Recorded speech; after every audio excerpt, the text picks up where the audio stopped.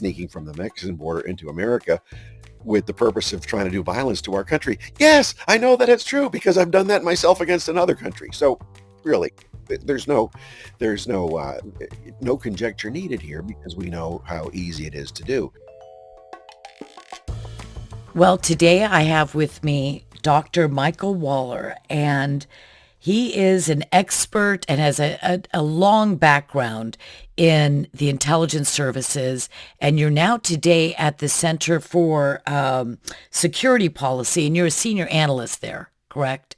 Right. But I would like you to start off just telling us your background instead of me abbreviating it in my own words. Well, it started out as a really in high school. This is what got me interested in it. I grew up in northern New England. I loved nature. I loved it going out in the woods and going out on the ocean, and they were building a nuclear power plant in my state. And the 1970s, and you've got all the anti-nuclear hysteria going on, and high school teachers getting you all riled up, and their Viet Cong allies and Hanoi allies had just defeated us, and so they were looking for something else to do. So they started recruiting us kids into the anti-nuclear movement, which I got into as just an environmental thing, just because they were going to 6-foot pipe of boiling water from the reactor cooling system into the sea where I'd go fishing with my grandpa and my dad. And so that's why I got involved. But then I realized after a while when I went through a struggle session, well, the struggle session, they said, Well, this is not. explain his struggle session. My husband was part of all this when he was a kid, and Okay. he's already told me, but I think a lot of people don't know what that means. So this was in northern New England. So he had professional agitators from California coming out to to identify and recruit and train high school kids who looked like they had some kind of leadership over the long term. So I ended up being one of those kids. And they would, you get all excited and they would train you in really cool stuff like how to go in a canoe through the salt marshes with bolt cutters and spray paint to cut through the security fence and spray slogans on the containment dome. It was really cool and That is really cool. exciting. Yeah, and then what you get into a fetal position and cover your head when the National Guard comes to billy club you. That was really cool and exciting stuff, but it really wasn't for me, even though it was exciting. But what broke me on this was they put you through what I later learned was a Maoist struggle session where they try to break you down. So you think you're 15, 16 years old and you've got these much older people, 30, 35 is old when you're that age. And they're coming at you very aggressively, trying to break you apart, how stupid you are, how stupid your views are, how worthless your country is, your beliefs are, and all of this stuff. And then they said, "Why do you want to be involved in our movement?" I said, "Well, I wanted to be involved to protect the environment." And they said, "You stupid kid. This is all about overthrowing American capitalism." And this is to a kid in America. Are these Americans that are speaking to you? No, they're Californians. I understand now. Yeah, So yeah.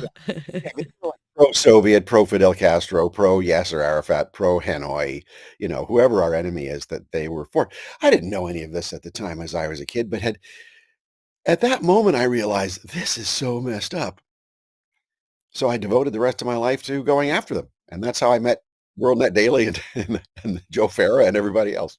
that is brilliant, and I tell you what, I would love to hear you 2. You gotta come to the house and have dinner, and I'd love to hear the 2 of you going back and forth because I have his little red book. I bring it out all the time. He still has his little red Mao book, and, uh, when he was in high school, his hair was down to here, and they tried to recruit him as well, eventually to be a college professor to do agitation in higher education. We'll get to higher education soon.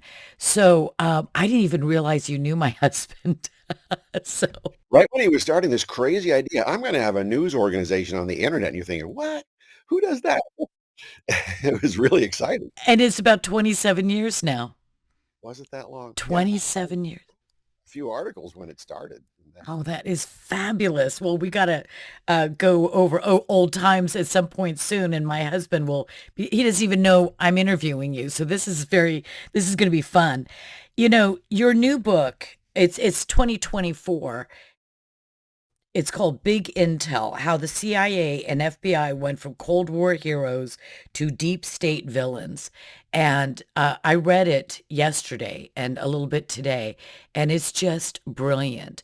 And you go over, well, I do want you to continue after you had this struggle session and this light bulb moment where you came to a realization at such a young age, the wisdom to see through this kind of indoctrination. And I'm assuming that you thought that the purposes were nefarious, that this was not a good thing. I thought it was, you had the whole panic about, oh, they're gonna melt down the earth and radiate our whole country and everything. And that's what I was caught up in. I wasn't for other stuff. We were a patriotic family. My parents were non-political, my grandparents were, but they raised me the right way. And so when a group comes at you and pins you down and starts beating up on you as a kid, and then really finally lets the truth slip, this isn't about the environment, this is about overthrowing American capitalism. It didn't take much figuring out to know this was entirely wrong. So I thought, you know what? I'm going to do whatever I can to fight these people, whether it's infiltrate them, expose them, whatever else I was going to do it. And so that's how I got my start early on in the 1970s. That is just brilliant. Now you went to college. Where did you go? Went to George Washington University. George Washington University. Are you in the Beltway still? No, well, I kind of am, but I've got one foot in and one foot out. I keep trying to escape, but like the mafia, it drags you back in. Yeah, we're in Northern Virginia. And so you went to college, and how did you get your first step into, I suppose, informally or not as a staff member of the CIA, correct? No, I was not in. Yeah, it started out as so imagine this was Jimmy Carter was still president. It was his last months as president. So from freshman year was the 1980 election, and I cast my absentee vote, or I had to show my ID and apply well beforehand and give the reason to vote absentee.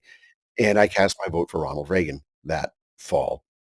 So I was a freshman, and I had an internship with my U.S. senator. Being from New Hampshire, it's easy to get um, an internship with a senator if you're in Washington and you're from a small state, because senators like interns from their own states.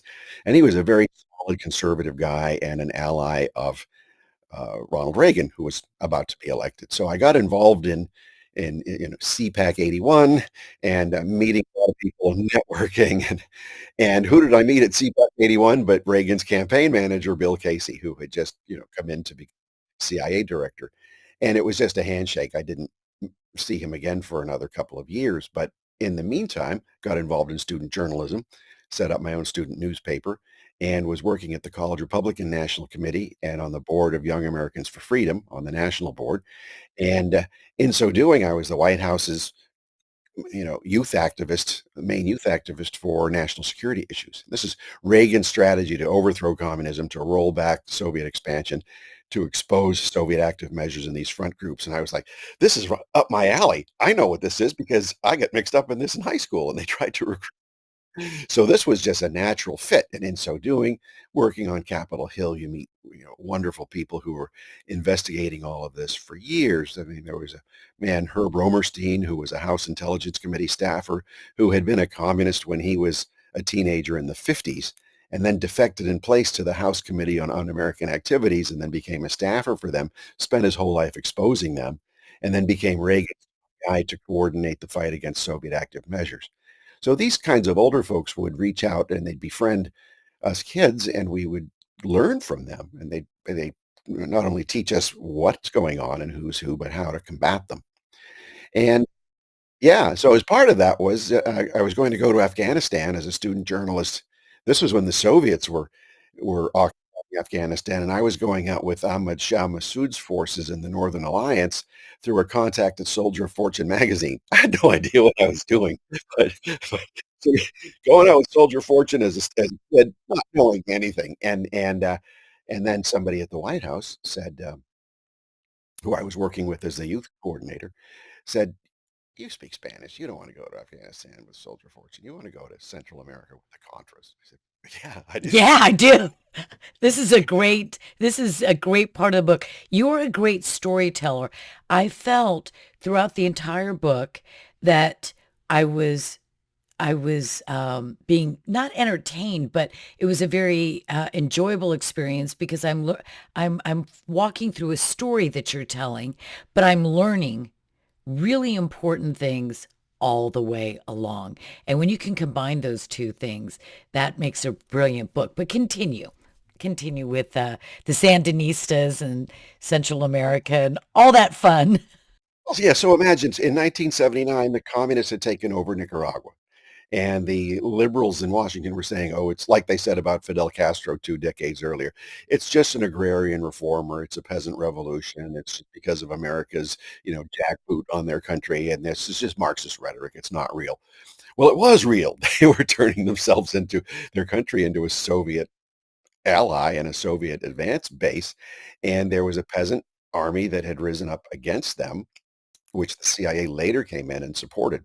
There was a it was an indigenous anti-communist resistance, and it was peasant-based. But this went against the whole Marxist narrative of peasants rising up against America. These were pro-American anti-communist peasants fighting the communists. Yeah, I want to be part of that. That would be great.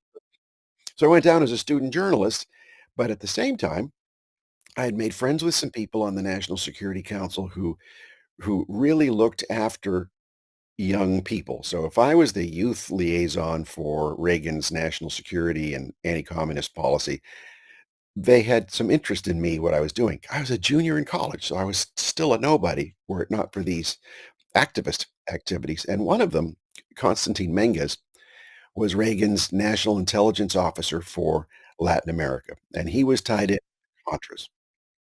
And he arranged for me to meet this old guy who went by the name Jim. I never knew his last name or even never knew even if his name was really Jim. And he showed some interest in me. And I thought, well, he's a cool old guy. He's telling me stories about World War II. He was in something called the OSS and he was going around fighting Nazis. This is great. Well, what I didn't know at the time was that Jim was a friend of CIA Director Casey from the OSS days in World War II. And that Casey gotten him and some other trusted people from the OSS to go out and find young amateur talent.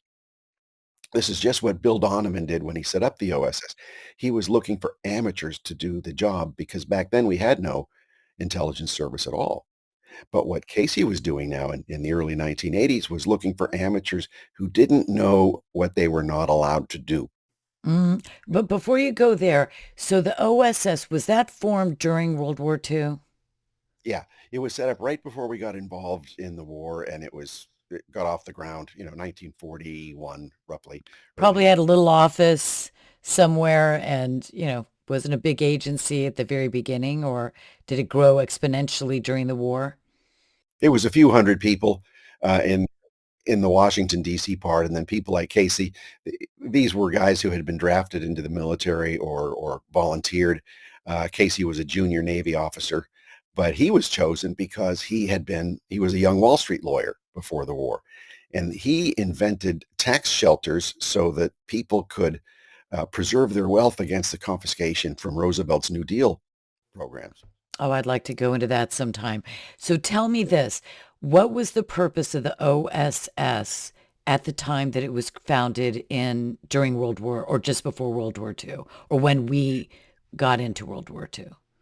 It was to collect intelligence on our foreign enemies. This is the Nazis and their allies, and it was to conduct operations abroad that were of an unconventional military nature.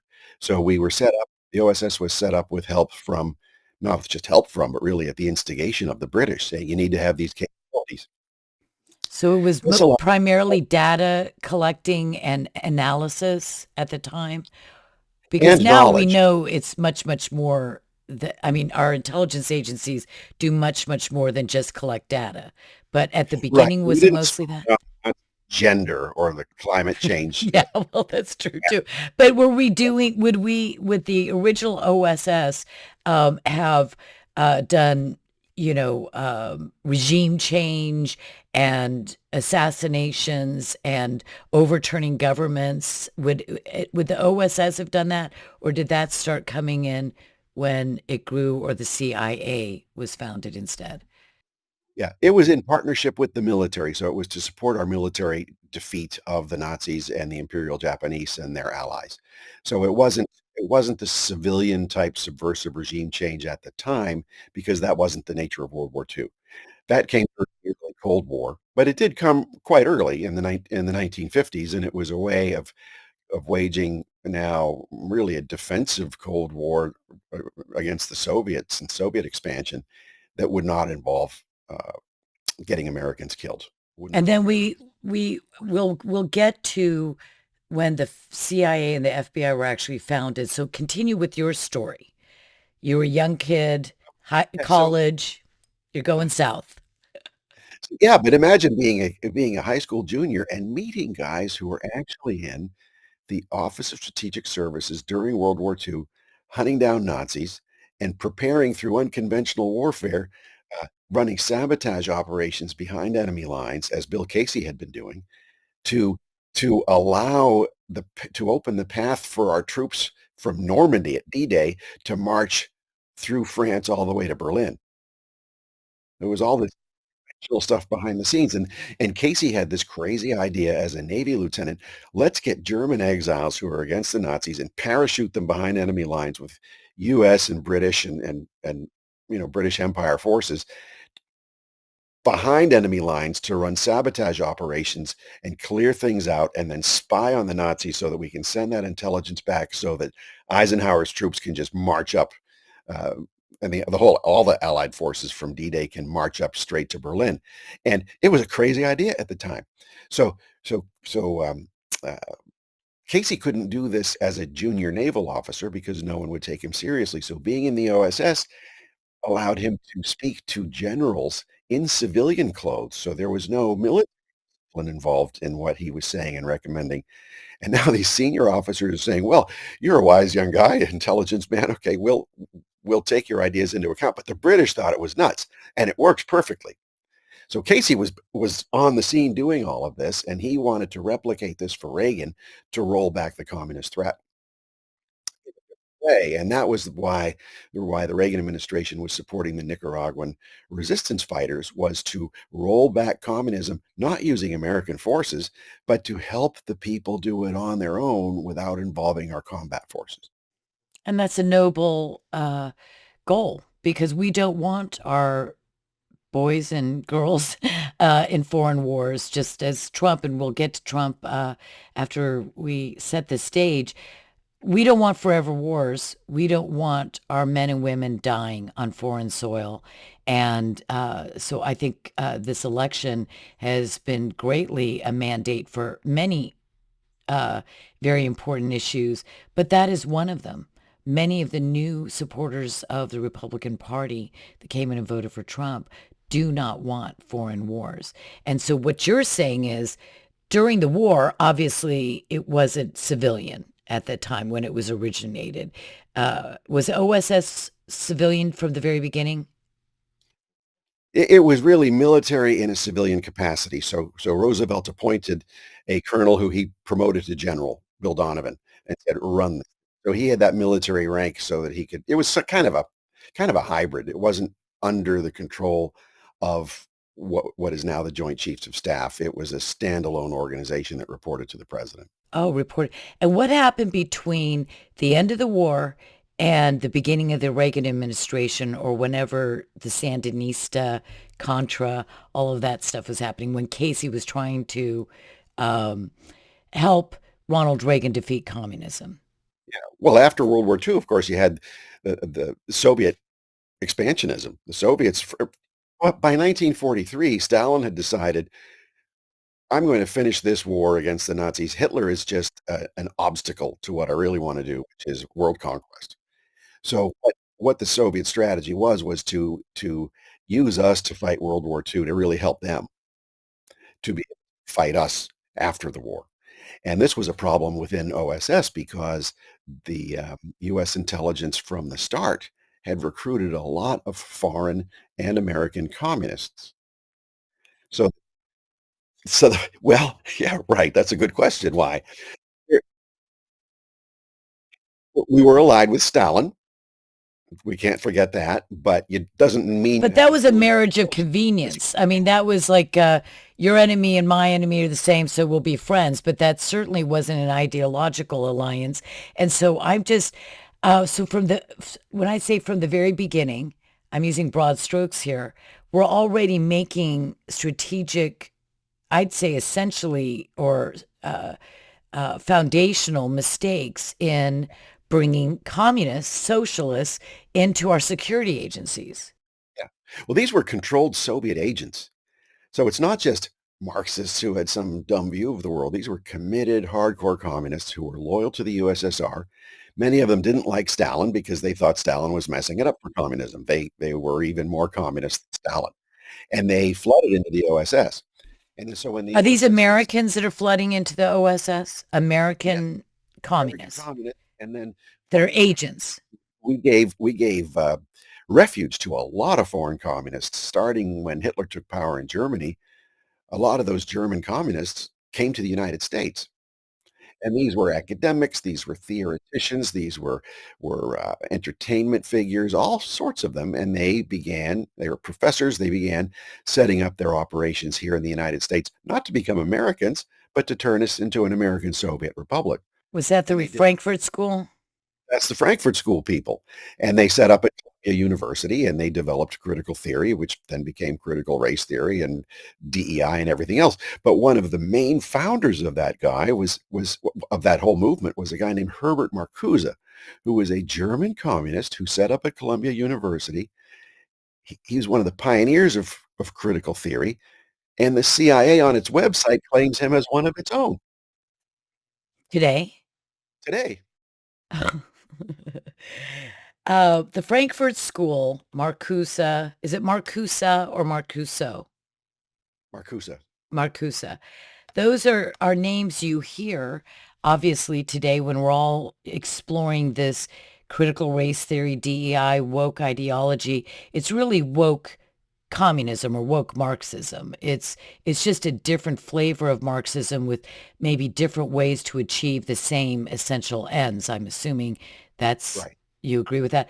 Well, but I think that we have to do a fundamental shift in our mind to fully embrace the scope of the problem when we think about the fact that DEI has its origins during World War II and thereafter.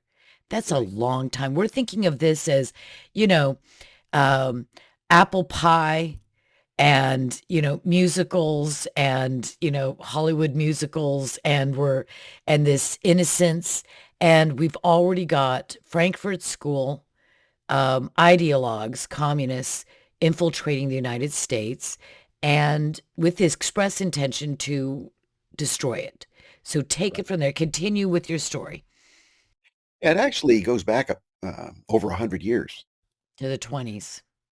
This whole critical theory phenomenon began at a meeting in Moscow in 1922 at the Marx Engels Institute. And now this is just less than 5 years, almost 5 years after the Bolshevik Revolution.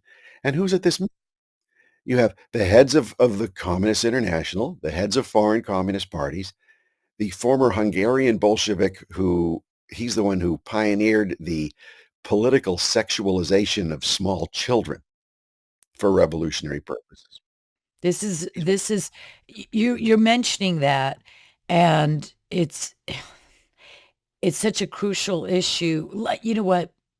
Let's save it for later or maybe having you back to talk about this because I think the left, if you can call anyone on the left an innocent or duped, useful idiots on the left, they cannot internalize this idea that firstly they have the what I call it can't happen hereism syndrome.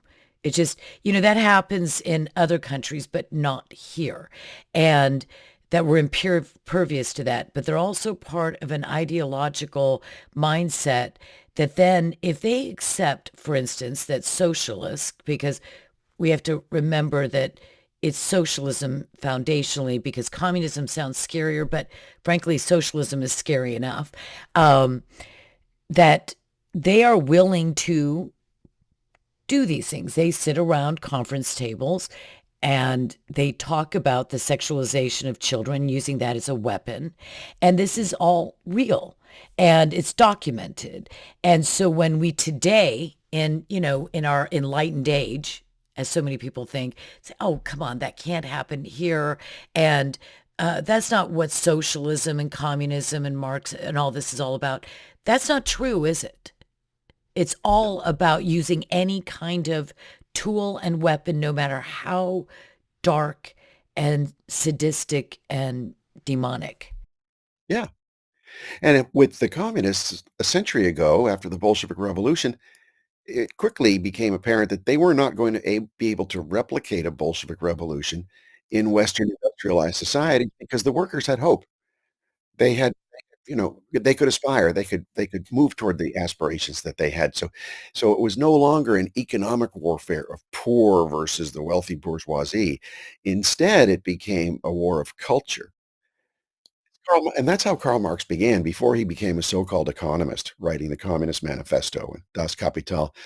5 years earlier, in 1843, he was writing about destroying the family, destroying destroying morality, destroying Western civilization overall, and relentlessly criticizing everything in existence. And that relentless criticism is the critical part of critical theory. It's to criticize, not to make things better and to solve problems. It's to criticize for the purpose of destroying. Burning it to the And ground. burn it to the ground and then have your communist revolution on top of that wreckage.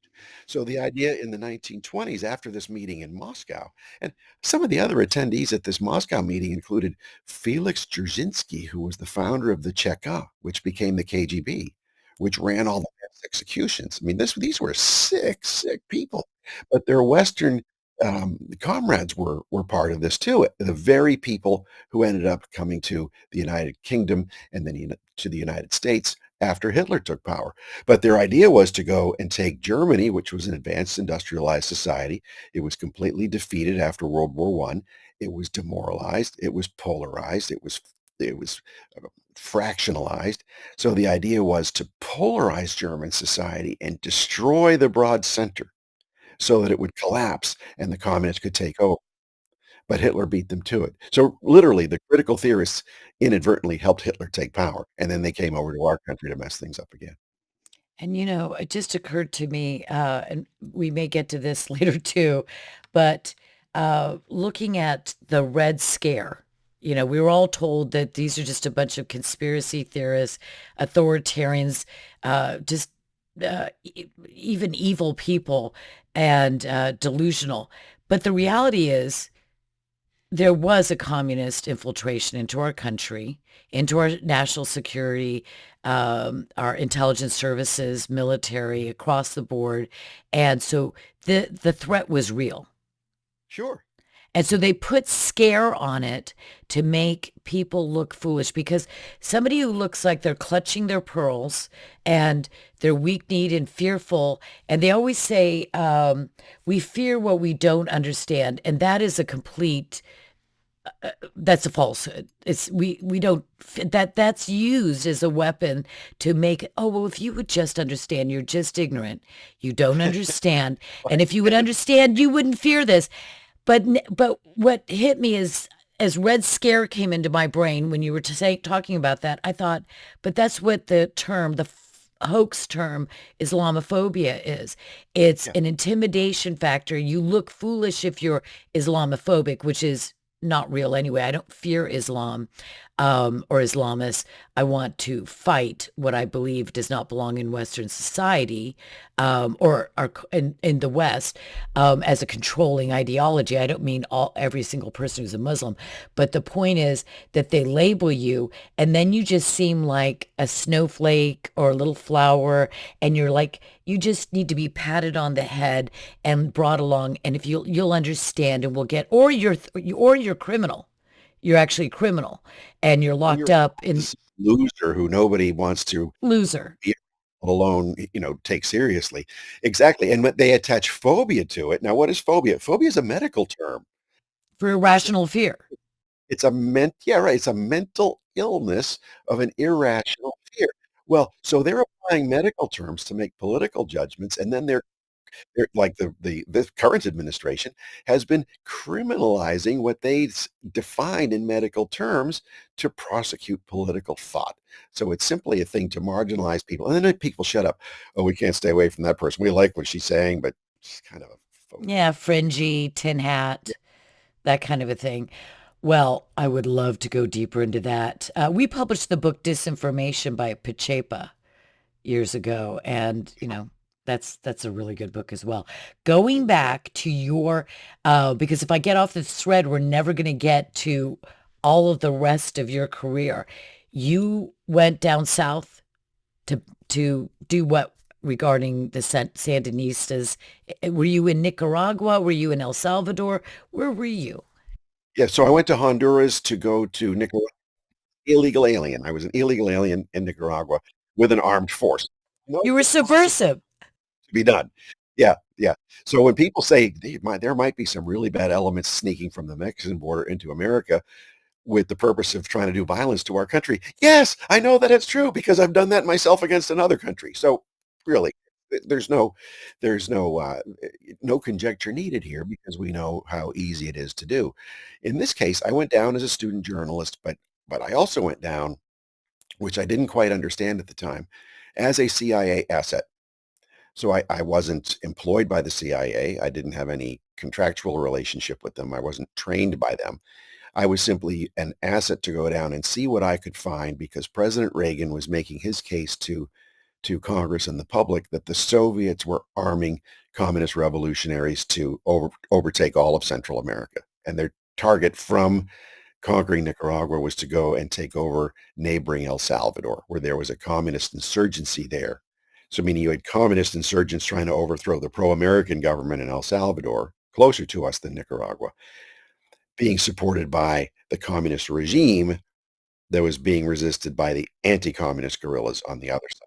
You had these two very different wars happening at the same time, and the communists in Nicaragua were arming the communist guerrillas in El Salvador. So what one of my jobs was to find physical evidence of this that could be used to help President Reagan state his case to the public. So I brought back uh, small captured Soviet military gear that I was allowed to bring into the U.S. So it wasn't fully functional weapons, but it was a piece of a Grad rocket that had Cyrillic stampings on it just to show this stuff is being fired here right off our southern border, and that was actually used on the floor of Congress. Congressman Bob Dornan brought it down to the floor of Congress. So one point of clarification.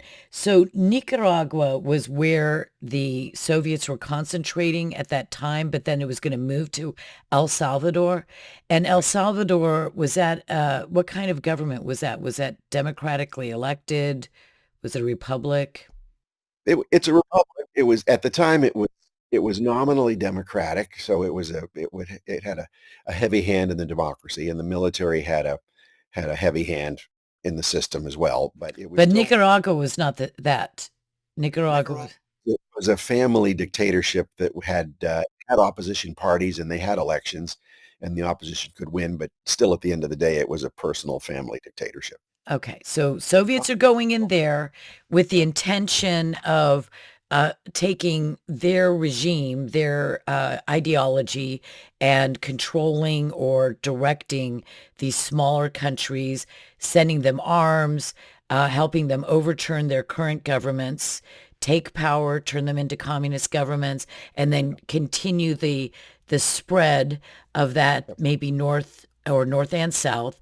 And this would completely destabilize the geopolitical balance, and Sure. it would be have been utterly catastrophic. So Reagan was doing a good thing, but I remember, and we won't go into this, but I'll just make as an aside, I remember Ollie North and everybody testifying, and they were just made out to be rogue criminals. But this was a serious operation, and the Monroe Doctrine was at stake at this point, the two Right. hemispheres. Right. The purpose of the Monroe Doctrine was to make sure that uh, imperial powers outside the hemisphere never had a foothold in our hemisphere. And of course, that was violated when President Kennedy backed off from helping Cuban exiles overthrow the Fidel Castro government in the early 1960s. But that was just Cuba, the island. Now it's the mainland, uh, southern part of North America, to spread a Soviet-backed revolution all the way up to Mexico. Can you imagine if that had happened? Yeah, actually, I can. I have nightmares about things like this, waking nightmares often.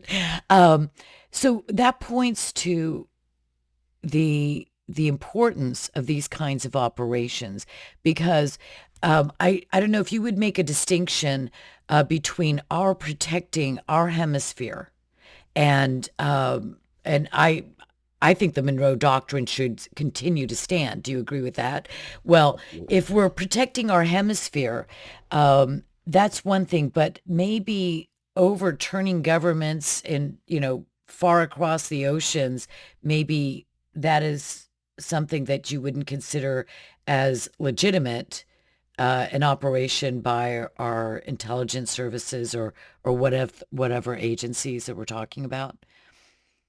Well, this is where good people can disagree. I think great idea to overthrow foreign governments that harm.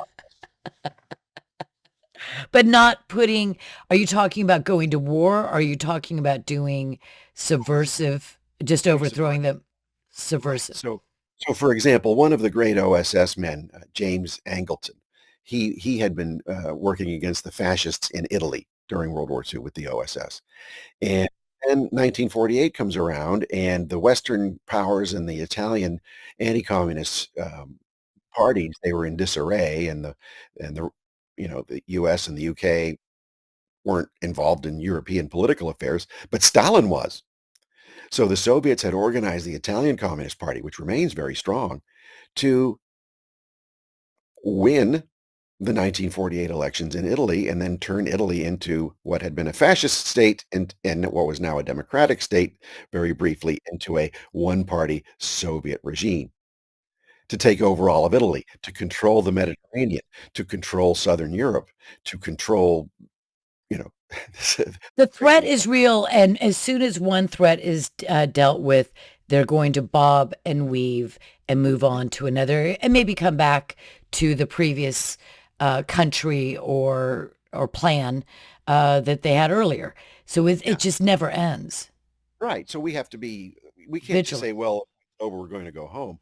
So what James Angleton did in, Italy, this was in the early stages of post-World War II US intelligence, was he organized for funding to support the anti-communist Conservative Party, the Christian Democrats, just funding and literature to make sure that they won the election of 1948, and lo and behold, that happened, And if it and had not, it's sort of like the Nicaragua, El Salvador thing. If they had not won, history would have been changed. We don't know how dramatically or for how long, but it would have been a communist state at that point, is what you're saying. Italy. Su sure, Italy would have been communist, and its neighbors would have been communist because the Soviets were also working on the Greeks at the time.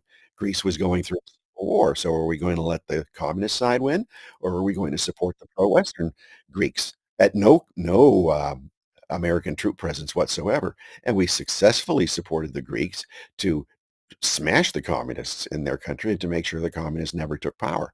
So this was all really solid and really great statecraft, and it cost us very, very, very little. Hmm. And people weren't dying by the boatloads. Americans weren't. No, a lot of Greeks because it was a full-blown civil war, but no Americans. And the same thing with Iran in 1953. There's a lot of bashing of that CIA operation to overthrow the Mossadegh regime, but Mossadegh was a tool of the Soviets, and the Soviets were going to use Stalin was going to use him to take over Iran, and through Iran, much of the rest of the Middle East. And it was a very inexpensive, very low cost, no casualty CIA operation to make sure that the Mossadegh regime was ousted, and then that the monarchy was put back, and the Shah Reza Pahlavi became the ruler of Iran and kept stability there for two and a And half then what decades. happened when Khomeini and the the imams or the mullahs took over in 79? How did we go from a good ops that put the Shah in power, overturn the communists, put the Shah in power, and then suddenly in 79, it's all gone to, wherever in a handbasket. Yeah, so the Shah had been targeted.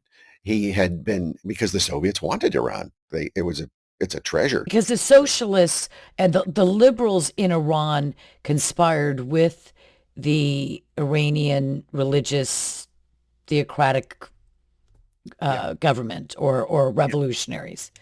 yeah. It was the Iranian Communist Party. So you're saying the Communist Party was actively involved using the liberals in Iran at the time to work with the Islamists. I'll just call them Yeah, Islamists.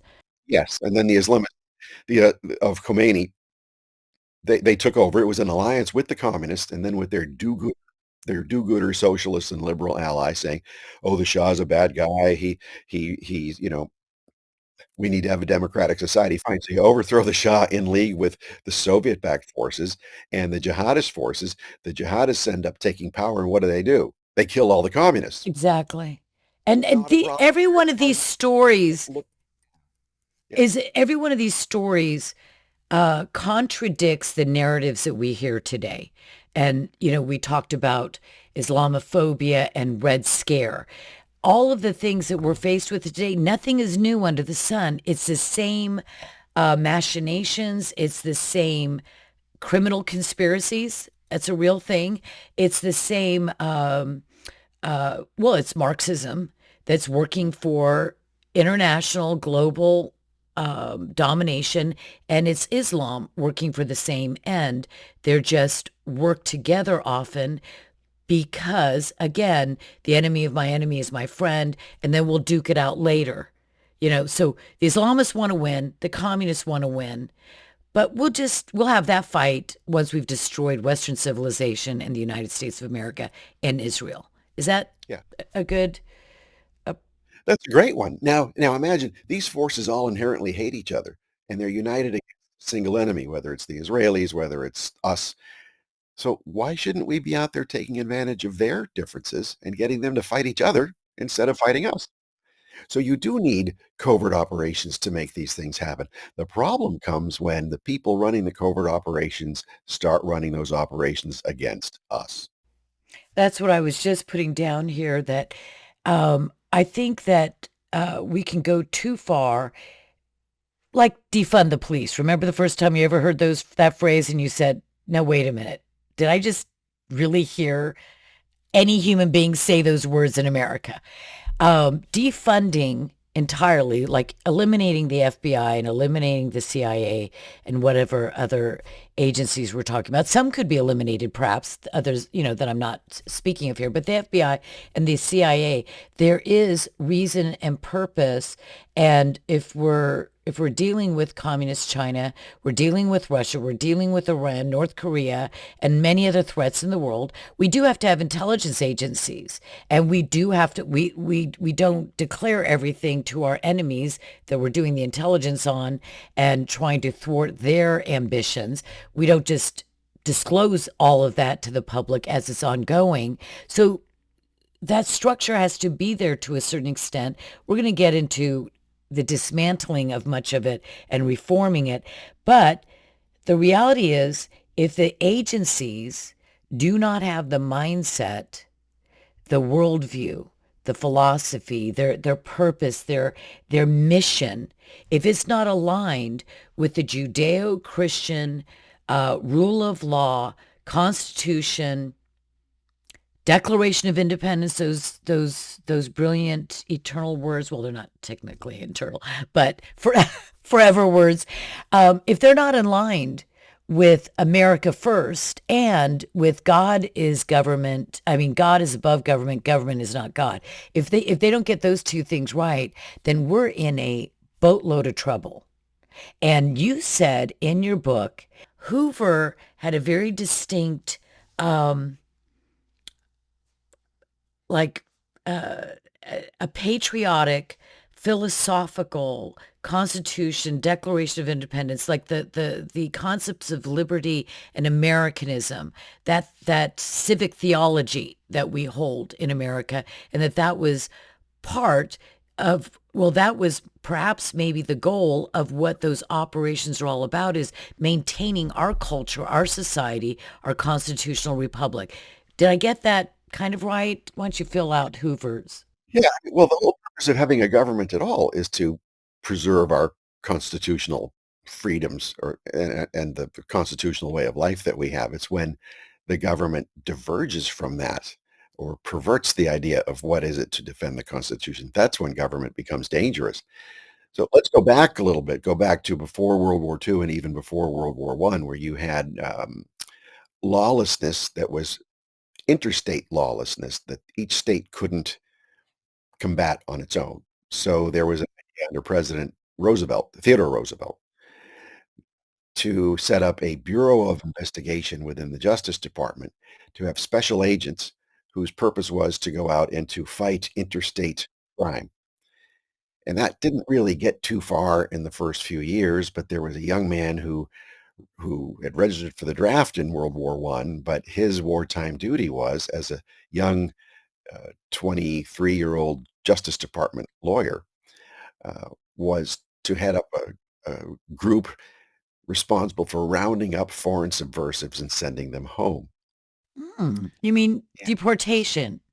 Yeah. Yes, mass Mass deportation. deportation. Who, what Foreign is his name? subversives. What is the name of this gentleman, this 23-year-old pup? It was John Edgar Hoover. Oh, So by really? Yeah, so by the time he was 25 years old, he was the top Justice Department lawyer responsible for identifying and rounding up foreign-born communists, anarchists, radical socialists, and to deport them. He even got the use of a Navy vessel that was being going to be retired after World War One to go to New York Harbor and to pack the ship with I don't know, 2 or 300 communists and anarchists and radical socialists and to send them back to Russia, which they did. In fact, the ship, this was by this time the Lenin was in charge of Russia, so we couldn't send the ship there. So we sent the ship to Helsinki, Finland, and the Finnish army, who hated the Russians and they hated the communists, we had some troops in Finland from the end of World War One. They hadn't come home yet. So our American troops and the Finnish troops took these communists from New York and Revolutionary, radical, subversives, anarchists, and took them back to Russia, brought them to the Russian border. Soviet Union. Yeah. So there So is a way that you could deport um, illegals in the United States and just take them back to, by the way, their home. It's not like we're sending them to a gulag or something. We're just sending, when we get to talking about border security and national security, we're just sending them home. If I go to France and overstay my visa and they catch me, they're going to deport me and they'll just send me home. It's not like a nightmare scenario. It's just you go home. yeah, And yeah, and so he was just John Edgar was sending them home to Soviet Union. Was that Russia or Soviet Union? What time was the frame? Soviet It was Russia still. Yeah, I Russia wasn't sure where we had to gone. Soviet Socialist Republic.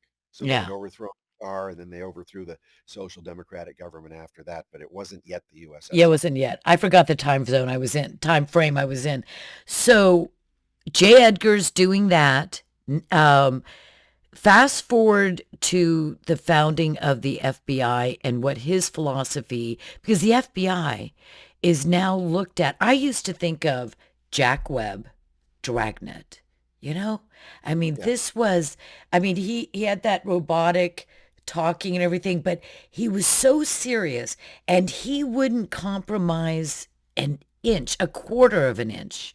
And my husband and I were laughing about this the other day because it was just an iconic figure of this upright, erect, loyal, and law-abiding law enforcement um, agency, and their face, Jack Webb. So true blue. nobody feels true blue, exactly, red, white, and blue, and almost nobody feels that way anymore. In all of America, if you took a poll, I'm saying that unfortunately we've reached a point where the FBI is probably the same place that the media is, like scorned by so many because of what we've seen. So J. Edgar, though, he's did he found the FBI or was it somebody before him? This was before him. It was just the Bureau of Investigation. There was no F on it at that time, and it was the yeah, the BI, and it was simply to investigate interstate crimes or federal crime. There weren't that many federal laws back then, so there were few federal laws to enforce. So the more federal laws you have, the bigger law enforcement system that you need, which is a danger.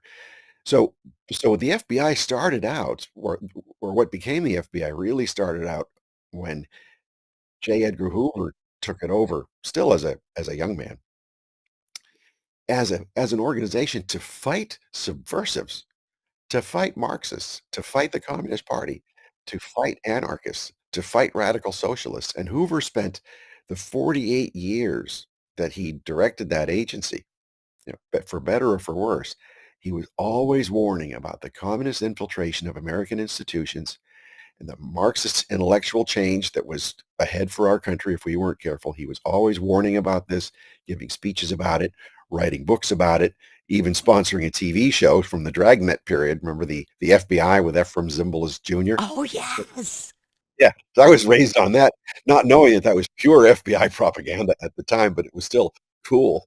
But but so he had a whole domestic propaganda operation then, and somehow we think, well, the FBI is not doing domestic propaganda now. Well, of course it is. It's just doing it. If J. Edgar could do it back in the 50s or whatever, whenever he was doing that, they certainly know how to do it now with the tools at their disposal.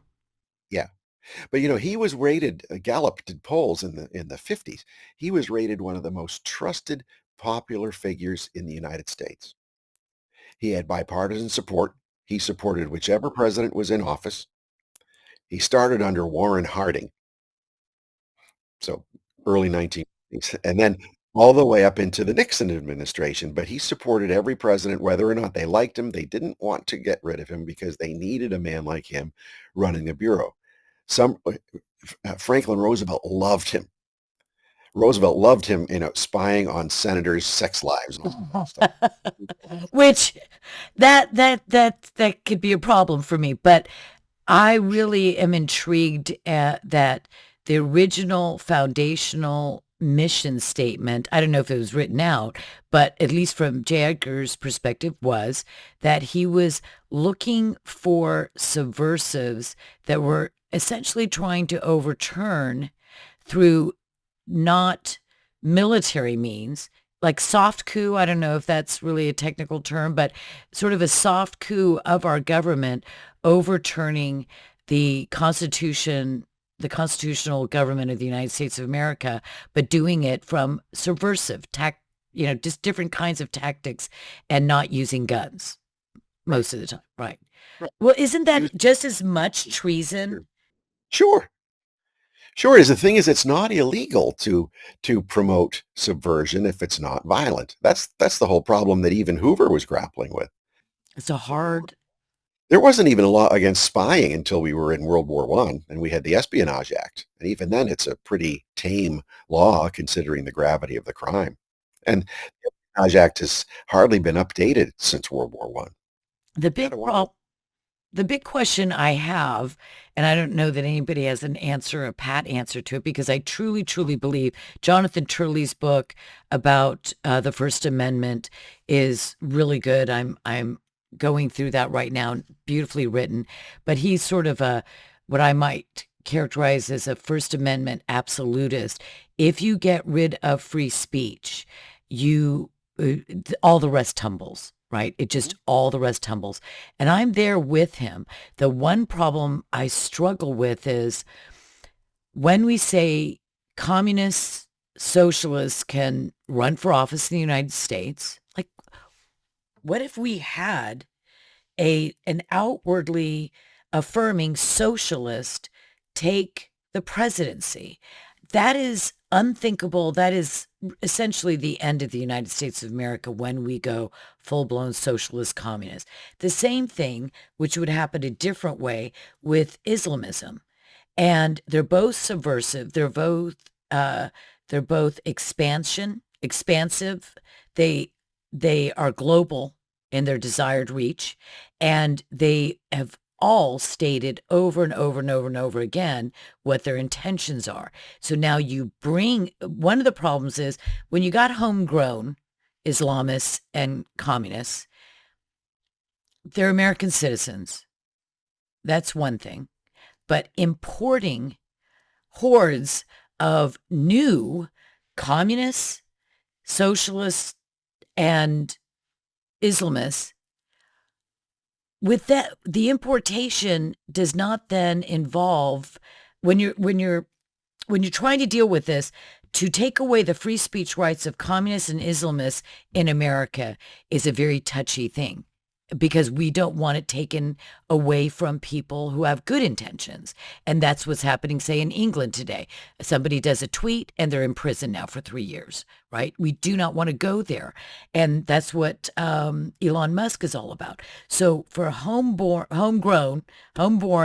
American communists and other kinds of subversives, there's one way we have to treat it. For foreign born, they don't have any constitutional rights in America. We have to stop it at the border. That's my contention. We don't allow that into our country because it doesn't even involve us taking away freedom of speech or any other kind of right. But talk to me about how you see this when it's what J. Edgar Hoover was worried about when he worked 58 years, did you say? 48 years. 48 years, so hard to prevent from happening in the United States of America. It is happening. It was happening in his time. It's also now Islamism as well. How do we combat that without ourselves destroying the very Constitution that we are defending? Yeah. Well, first, you don't let them in. And when they do come in here, even if they come here and become naturalized U.S. citizens, if they took a false oath, they can lose their citizenship. Denaturalization. Yeah. Now, an American-born American citizen cannot. You can't strip somebody of his citizenship as an American. Other countries do that for their people, but that's different. But if you're a foreigner who comes here for the purpose of subverting us and of overthrowing our constitutional order, then you have given a false oath of allegiance to the United States when you became a citizen. And in fact, even when you come here as a tourist, until there used to be a time, even I think it was under can't even keep track, Clinton at least, you had to sign that you were not a communist on your visa when you're on the plane getting ready to land. You have to check a box saying I am. Who got rid of that? Obama? I believe the Clinton administration did, and the Republicans in Congress went along with it. Well, they're, uniparty. Uh, So they were fine with that. And this was the problem. If you were a member of a communist party, all the communist parties were controlled by Moscow. So you were acting as a foreign agent under the control of Moscow, whether you knew it or not, by virtue of the fact that you were a member of the Communist Party, and being a member meant that you had to follow everything the party said and did. So that's legitimate. Congress actually took this up in the 1930s with Nazi agents, with fascist sympathizers, with communists. And so that's where you got the Foreign Agents Registration Act of 1938, where you can come here as a foreign agent or you can be here as a foreign agent, but you must register with the Justice Department as a foreign agent so that people know who you are and what you're doing. And you're declaring it and you're swearing an oath. So it's just easy. We just send you home or we denaturalize you if it's in the case of somebody who's been naturalized citizen. And I think that we have to have a national conversation about this, or at least Congress needs to start exploring these things because um, isn't this one of the greatest threats within that in a massive demographic, I call it warfare, um, bringing masses of people in who are not vetted and we're not looking at what they believe and their, what their philosophy, what their beliefs are. And I know, see, today in America, so many people would say, but we can't ask people what they believe. We can't restrict based on ideology or what a religion is. Why would we not be able to do this? Because if we are, well, it's just obvious. Why do we have to even explain something like this? Clearly, you would not want to bring, say, let's just use a huge term, 10 million cannibals into the United States or voodoo practitioners. I would not want to bring people who practice witchcraft and voodoo, 10 million of them, into the United States. That's a big number intentionally. I don't want to bring 10 million Islamists or 10 million communists. So let's work back down. Why would we want to bring in 10,000 of any of those categories or We don't even want. 1,000 of those Yeah. categories, right? Now, if you become a cannibal when you're here, when you are a citizen, then we'll have to discuss it, but don't import it. So can we go back to a time like that where we don't import cannibals? No, I don't, it's suddenly become a thing where it didn't even exist a few years ago. But cannibals harm other people, don't they? By definition, they do. So, so there are other crimes that they're committing, but you do not import these types of people. You have to import only people who are going to make the country better and who promise to live by and abide by Our American. values are Judeo-Christian, Western values, which are embodied in our documents and in our history. And so we know what they are, despite what the left says, that we Right. weren't founded as a Christian nation. That's baloney, but we won't go into that. But the thing is, even if it's not cannibals, even 1,000 practitioners of voodoo is witchcraft. I am sorry that, I remember during the Obama administration that he placed um, an increased weight to anyone who applied for asylum if they were LGBTQ, LMNOP in a Muslim or foreign nation that discriminated against that group. Now, I don't want to discuss whether or not that was right or wrong because that's a different story. But he was able to identify a belief system or a lifestyle that he would give greater weight to their application for asylum. Yeah. But I've never heard of a president giving greater weight to asylum applications for Christians being slaughtered all over Africa and the Middle East. Have you? Yeah. No. Shouldn't they be raised up, and shouldn't voodoo practitioners be like really low on They should our be. I mean, there's certain types of people and belief systems should be banned from coming to the United States, period. You we having Chinese Communist Party members uh, going to our universities and developing and stealing technology at MIT or someplace else and then taking that back to the People's Liberation Army. They should be simply banned from our country. Let's go off Certainly, on that for a minute. Let's go off on that because that's one of my pet peeves. I think most normal Americans have a problem with this.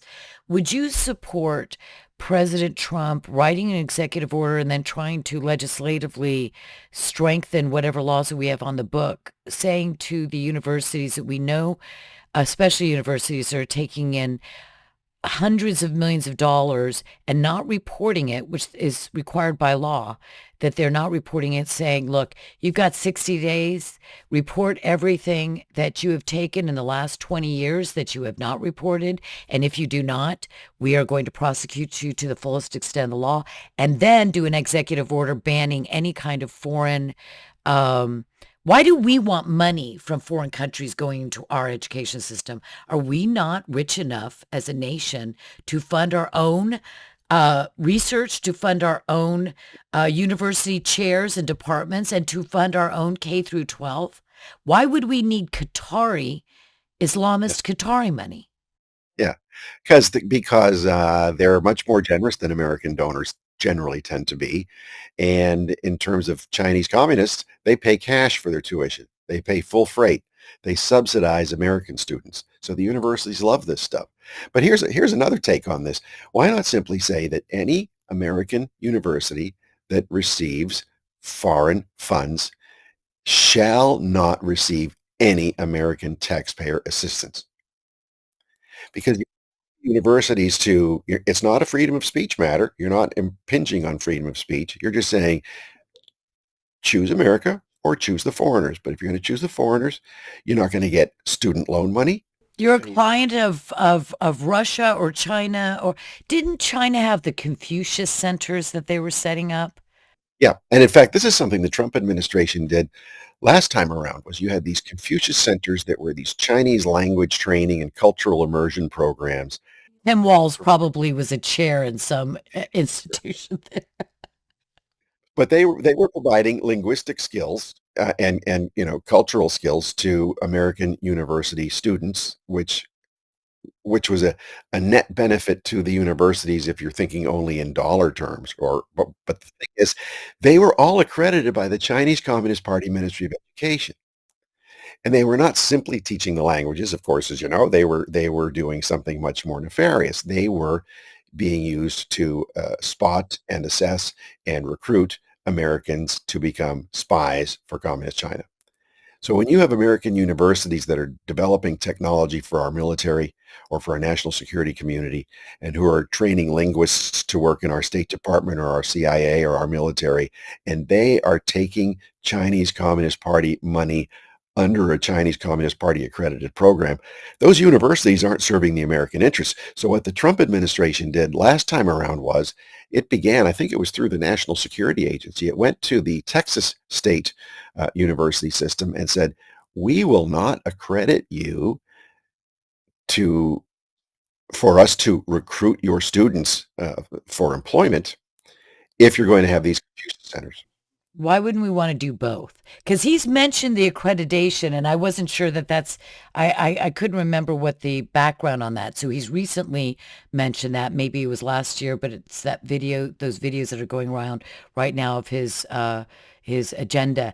And the accreditation has to do with just, you will not be accredited for any of your graduates to go to work in the federal government. Their diplomas will be worthless to us. That's beautiful. They I won't love get it. employed. So imagine go to the Georgetown University Walsh School of Foreign Service, where all the State Department and CIA say there will be no more people with your diploma are welcome at the intelligence community or the diplomatic service. Yeah, I like that a lot. And I also like your idea about just, I don't know, it's almost like saying if you want to be a foreign agent for, say, Qatar and Islamism, then you are no longer an organization that will be funded in any way, shape, or form, or as far as tax laws or anything else. It would just completely take on a different shape, and all your funding will have to come from Qatar.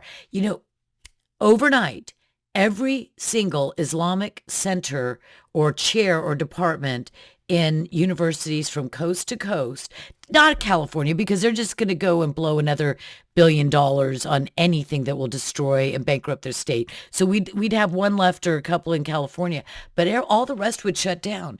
And that's going after the money, the source of funding. Isn't that always usually the cleanest way to end something that's poisoning our country?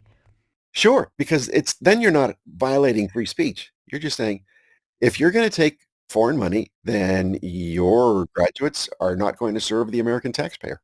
That's good, Michael. I love that.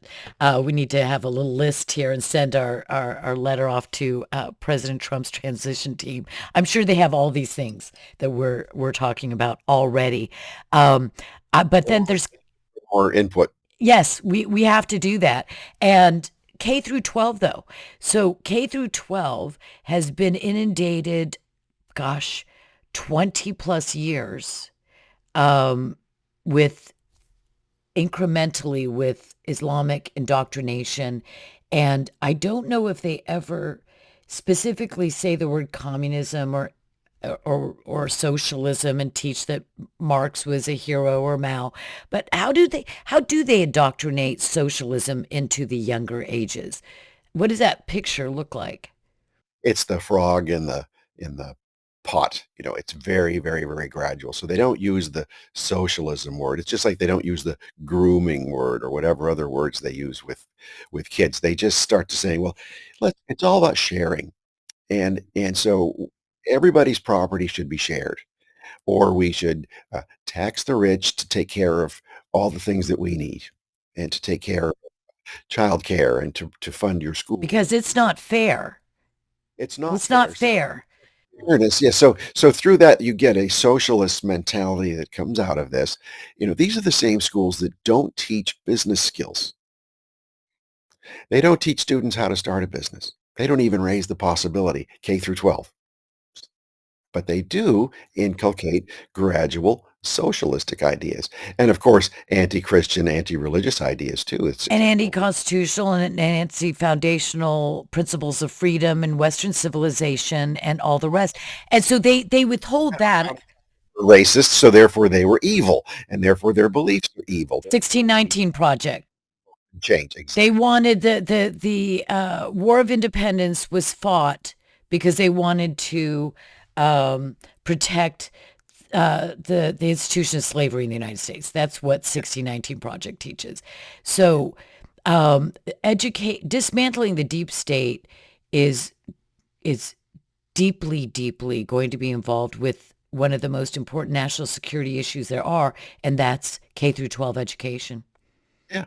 So imagine you you have people who go into the military, law enforcement, the Justice Department, any central government bureaucracy, the FBI, the intelligence community, believing that they are are at the center of a country that was founded by vile, racist, sexist, selfish, misogynistic, creepy Christian nationalists, evil men. All of their views are not worth. Don't forget the Jews. There must have been some Jewish conspiracy there as well. Yeah, yeah, throw them in too. Throw in anything you don't like, and it's all evil, and so we have to change this, and if we don't change this, then we're going to take humanity, through the abyss. So then the purpose of going into government service becomes to become agents of change, not to become public servants. Now, who voted for this change? Who mandated this change? That doesn't matter. So, what do At the Soviet Union, I'm sorry, I don't want to forget this.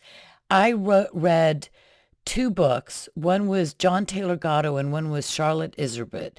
They were two books writing very thick on the history of public school education going back, Frankfurt School, Dewey, all of this kind of stuff.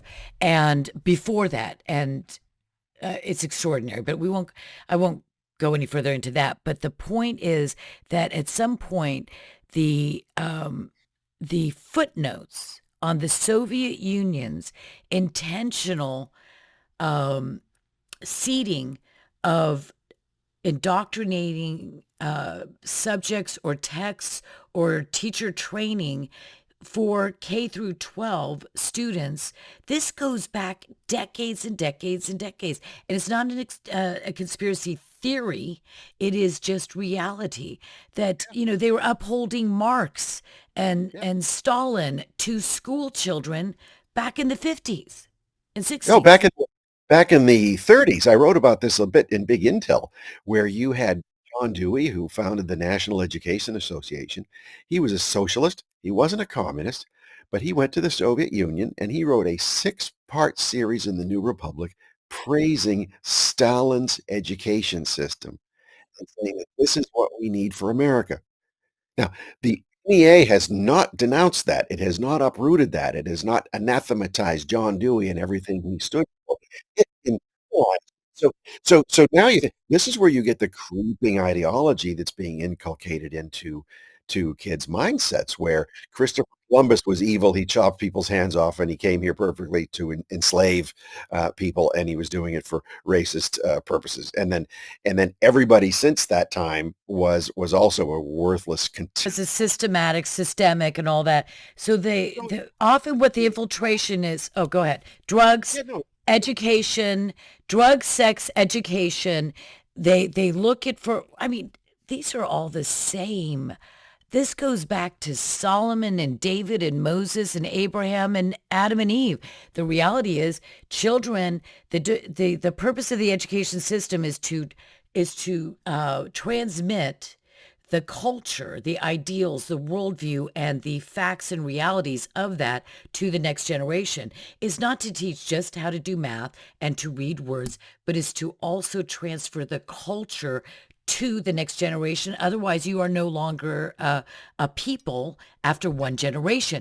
And so obviously that's going back. You re-educate all the way back to the first person who ever did this, the children, and you could always use honey traps and sexualization and addictive sexualization and sexualization of children, getting people on drugs. I mean, these are from the playbook going as far back as you can go, right? Yeah, yeah, it goes back. That's why we had commandments, right? That's why Moses came down. What to do? It's good for you. Now, so all of that good stuff has to be destroyed. It has to be discredited. It has to be smashed. It has to be driven out of the system for the new socialist person, which they'll do socialist man, but they can't call it their No, own. no, we can't do that. So Gender. this is what, so imagine these people are growing up to become FBI agents, CIA officers, the people running our country, the Homeland permanent Security. democracy. Teachers, Yeah. professors. Hmm. The next generation. So you get the kindergartners all the way up to the graduate school professors, where the graduate school professors are reinforcing this in a much more sophisticated way. And then you have critical law theory, which came before critical race theory, which was to use the law as an instrument to use the American Constitution as a weapon to destroy the American Constitution through preordained legal conclusions to advance a political and cultural agenda, which was cultural Marxism. I did not, I That's don't just think, yeah, critical law theory. I'm looking that up and doing some studying tonight because I didn't really go deep on that. So continue. Well, you know what? Let's do this because it's hard to have a conversation and stay on a linear track, but I'm going to kick myself if we don't go back to those Sandinistas, walk through to the point where, you are today in your career. What happened? well, it's kind of a metaphor for what we're talking about in many ways, because I went down in 1983 and really in a bigger way starting in 84 for the purpose to help the Nicaraguan people overthrow the communist government led by Daniel Ortega. Well, it's 2024. Daniel Ortega is still in power. And look at the difference with El Salvador. What has happened to El Salvador? Yeah. So two different trajectories entirely. And Yeah, he and wants to Nayib, come to the inauguration. yeah, and Nayib Bukele's dad, the president of El Salvador, was a Marxist when I knew him back in the early 80s. Really? Do you He know Mr. became a, Bukele? I'm I trying to say know his first name. It's I, hard for me sometimes. Do you know Nayib. Naib? It's Naib. Because when I first heard Naib, I thought, does he have a Middle Eastern background? Yeah, Because there's Naib a is, lot of Palestinians and Lebanese in El Salvador. oh, okay. So They he came over does. starting in the late 1800s, early 1900s. Oh, I see. Oh, I remember that. Okay. Yeah, I remember that. Um, so you are down there, and what's the end of the Nicaragua story in terms of where do you go from there? Or what's the transition? So I was back and forth with the Contras, helping them on and off all the way from 1983 to 1991. So I was 29 years old by then. I was a graduate student, and I was doing my dissertation on what was happening with the KGB under the Soviet reforms. And I happened to be in Moscow, and I was working with the movements there to overthrow the Soviet government, which was an, extremely dangerous thing to do. The George W. Bush or George H.W. Bush administration was horrified that people would be doing this. They literally could not imagine a Soviet Union without a communist party ruling it. And we were there working with Russians to take an axe to the whole thing and to collapse the whole system from the inside. It was that rotten. And if you were over there, you could see it happen. So I was over there helping these guys doing that while working on my dissertation on what was happening to the KGB, and happened to be in the Kremlin the day the Soviet Union collapsed, when Russia, Ukraine, and Belarus all seceded from the USSR. You were in the Kremlin. Yes, What was that date? that was December 9th, 1991, and then Wow. Gorbachev dissolved the Soviet Union closer to Christmas. So we were there then at that day. They even took the pictures of Gorbachev off the wall. His picture was on every single wall in every single office in the Kremlin, next to the next to these old engravings of Lenin. So then I went and I pulled down the Lenin picture and they said, "Oh, no, no, Oh, you no, can't no. do that." Why not?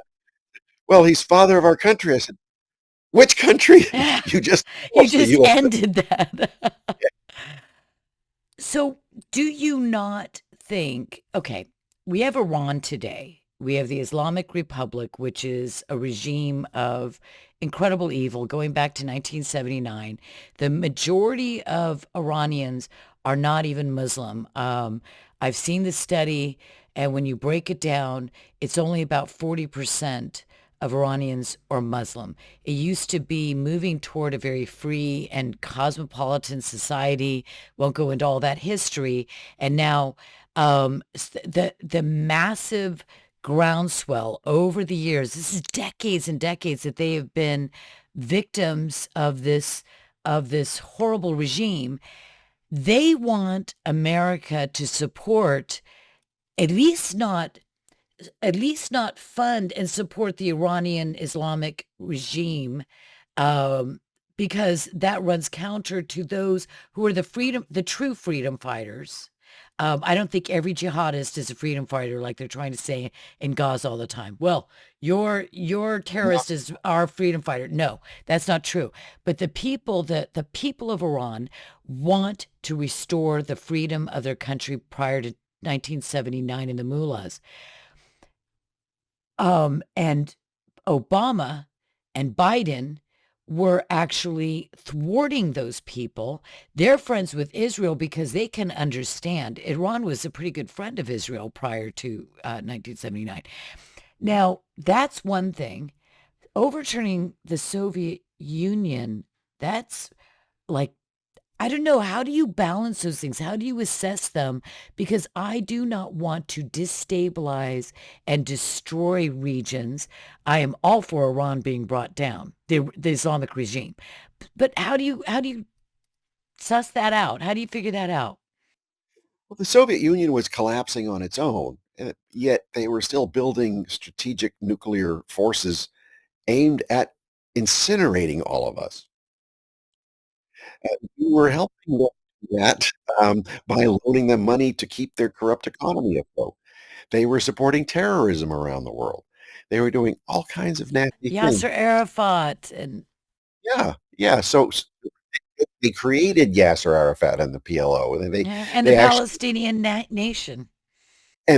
trained the Ayatollahs Oh, I didn't at know Patrice that. University. So they're doing all of these things to harm us. So it's not like they're just minding their business. They were the biggest threat to us at the time. And if they were so rotten inside, structurally and politically and culturally and economically, and they were going to collapse at some point, and if we were the ones helping to prop them up because our uniparty leaders feared change, then why not at least not hinder the Russian people who want Be to, on the right side of history. you know, But I think there's a yeah, careful balance, right? We have to have wise men and women making decisions. And I don't always see really wise decision making coming out of those agencies anymore. So it's only as good as the leadership. And if the leadership is good, the base, all of the worker bees have to be good. yep, Because if they're subversive, then doesn't matter how good the guys are at the top if they right. can't, if they don't have the right people below them. So it's an art, a science, it's a razor thin wire that you're trying to remain on, and it's tough. So you could probably understand how a lot of people just say, we should never be destabilizing. We should never be working internally because we've seen so many ugly things or backfiring or 20-year wars. And so it's sort of like wash our hands, but never go in and try to overthrow a government. Look, Clinton, Obama, Biden have tried to undermine Israel. I have a problem with that. I have Yeah, a real problem with that. So where the heck do we draw the line so it doesn't go to that outrageous, um, un-American, I'll call it, uh, work, whatever. Well, they're having these color revolutions to overthrow our Arab allies like Egypt and Tunisia and other places, or that matter, insufficiently democratic countries in Europe that are not harming us. We don't need to be involved in that kind of stuff. It harms our interests to do it.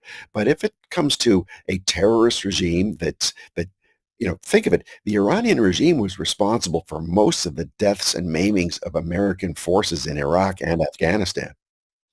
All these years, exactly, and we had hostages there for 444 days because we had a Yeah. Biden in the White House then, and his name was Carter, and so Yet why are 400. we giving them all this cash by the billions from their oil revenues that were being sanctioned? But So those the are Biden, outward sanctions. Those are outward sanctions, and I'm trying to work out, um, and help other people to work out on their own through listening to conversations like this. Where do we stand? Do we have a way to define when the CIA is involved in foreign nations? Um, there's a difference with the Soviet Union when, as you were rightly reminded me, they were funding, uh, I mean, just they were funding Egypt when Egypt was invading Israel and trying to basically uh, exterminate the entire Jewish people. They were Mhm. putting tons of money and arms and military boots on the ground there. They're funding terrorism. They created Yasser Arafat, the PLO, and the very idea of a Palestinian nation of people, with this long, 1,000-year history or whatever. So there's one kind of animal. Let's call that the hyena. And then there's another kind of animal, and it's, I don't know, a lovely giraffe. I don't know. But the point is, Israel, we should not be doing this. But Soviet Union and maybe now in Iran, we should. But how does the president make sure it's not going in the other direction or else having a cascading domino effect? And how does Yeah, Congress have oversight? Is there a right. definition here? Well, this is part of the problem. Congress does not have oversight. It has oversight committees, but those committees are often staffed by CIA officers. So you have the CIA overseeing itself to Congress, within Congress. It's like So the pharma editorial, being in the FDA.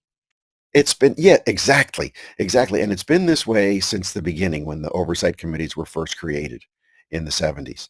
So this is a problem when Is the it all the CIA, Congress people have connections, or are you talking about their staffing is their all staff, their staff. so it's just kind of an accepted thing. Well, we need somebody who's a subject matter expert who's been in the system so he can facilitate this because who am I? I'm just a senator from Nebraska, so I Yeah, need yeah, this guy, right? yeah, Baloney. That's the yeah. very last thing that we need. So Yeah, we I mean, need I've even real talked oversight. absolutely, and I've talked to senators who said, "I'm only a senator. I've got no right to know any of this." Sorry, you are an elected United States senator who provides the money and the legal authority, and you're there saying that you have no right to know any of it? There's a real And that's the ignorance. qualification for it, Go ahead. because the senators and congressmen, they don't get security clearances. There are no background checks on them. But they're entitled to know if it's part of their jurisdiction. If they're on a certain committee, they're entitled to know elements of the defense budget or the intelligence budget and programs or whatever. But even they know that not all of them are reliable people. So they have what they call select committees. In this case, the Permanent Select Committee on Intelligence in the House and the Senate Select Committee on Intelligence, meaning they select the most reliable among them to sit on those committees, or that's how the Like rationale was. It's swallow. right. That's until the past decade or so. So so that was the protection against members who are not reliable or who are a national security risk, to prevent them from being on the committees. So senators, lawmakers, and they speak so much to the public anyway, you don't remember what you know that is secret or not secret. So there's a high risk of exposing secrets. So that's why you have select committees to do the oversight work. But then when you need to know how these organizations work in the intelligence community, where are you going to get your experts? You're going to get your experts from the inside. And so therefore you place Congress at a high risk of being co-opted by the intelligence community when you have intelligence community personnel doing the oversight of themselves. Yeah, there's got to be a lot of house cleaning going on because to me, I mean, do they ask when they're hiring in any of these agencies, um, or divisions, are they asking, do you have communist sympathies, Islamist, what do you believe? Do you affirm the Constitution that we're a non-socialist government that, do they ask hard questions to get an idea or to identify, not get an idea, identify their true ideology? Because we shouldn't hire any communists, any No, Islamists, no. or Well, see voodoo now practitioners or cannibals, even cannibals.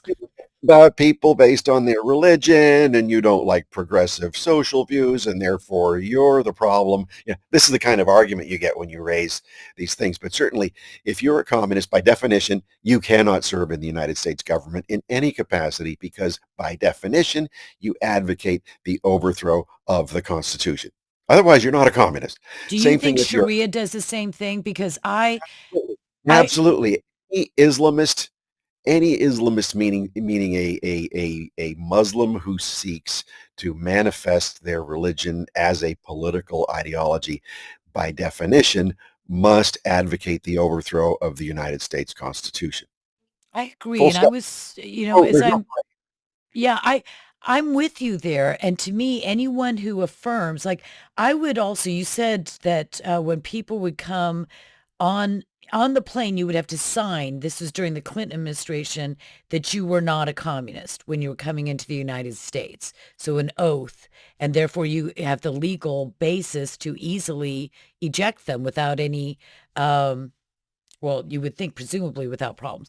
I think that all naturalized citizens, if there should be more specificity in their oath, in the documents that say they sign, that they are not, there are many, many myriad names that you can call the socialist virus, the evil of socialism, communist, Marxist, Maoist, Leninist, Stalinist, whatever. You could go all there.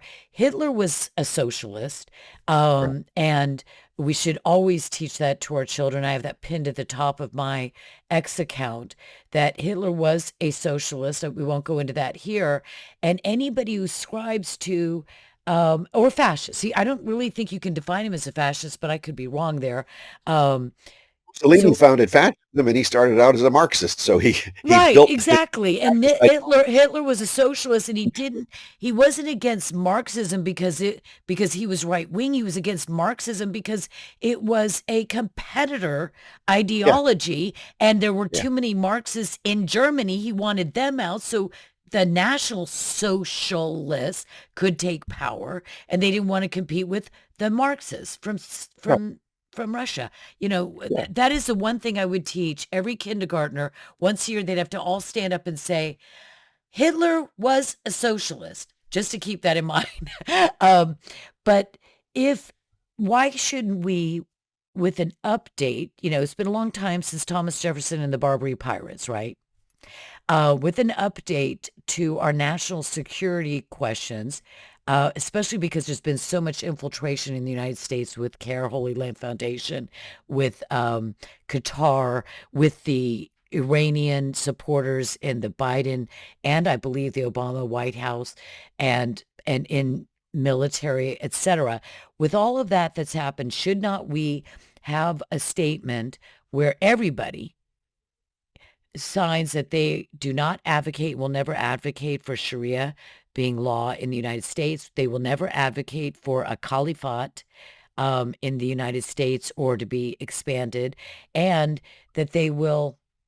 Well, those are two really good ones right there. That they will never Yeah. call for Sharia and any Sharia law in the United States because it is anti-American and unconstitutional. Would that be within the realm of acceptable to you? Something like that. I mean, we have to have something to ensure that we don't import foreigners who wanna destroy our country. Now, you can also do it a different way. You just do it the old-fashioned way, saying, "I affirm that I will uphold the American Constitution, and that I am against any attempts to overthrow the American Constitution." And then you can have just legal definitions, whether it's by statute or by a court decision, to show these are the following ideologies, the types of ideologies, because there are always going to be new ideologies or new names for old ideologies. And you just say anybody who subscribes to the framework of these ideologies, by definition, is violating the terms of being in the United States. So out you go. Right, I agree. I do think some specificity with regard to, 1.5 billion people in the world, and it's estimated the super conservative, the very ridiculously conservative percentages, 7 to 10% are radical, and that's just pretty much understood that that's just kind of like a politically correct way to, say out of the 1.5 billion Muslims that 10% are jihadists. It's really higher than that or support jihad. And so we have to, I think we have to look at our security, national security, and adapt. 2001, people don't even remember what happened in 2001 anymore. Right. And if you're just looking at, say, violent extremism, then you're letting the Muslim Brotherhood off the hook. Because operating wi they're a more dangerous force over the long term than the violent jihadis are, because they're in here planting deep roots to tear out our society from the heart. They're teaching children every Friday that the greatest and most important goal of a Muslim in America is martyrdom. Yeah, I listened to their sermon outtakes at yeah. memory, Well, and imagine it's what it's gonna be a generation or 2 from now when you have these thoroughly indoctrinated cadres that are firmly rooted into American communities and have intimidated anyone else from criticizing them. we wouldn't have had the woke CRT DEI utter disaster, and many people have died because of these ideologies if we had taken it seriously before it had such a foothold and an edifice in the United States. So right now, everybody just says, well, there's only 1.5% Muslims. In a few years, there's going to be more Muslims than I'm not against a Muslim person. Okay, that I do want to just say that because we're all required to make sure that everybody knows that. I'm talking about a globalist ideology of spreading Sharia and dimitude and the caliphate across the world. Well, Yeah. you know what? Progressive theology. Exactly. And so all you need is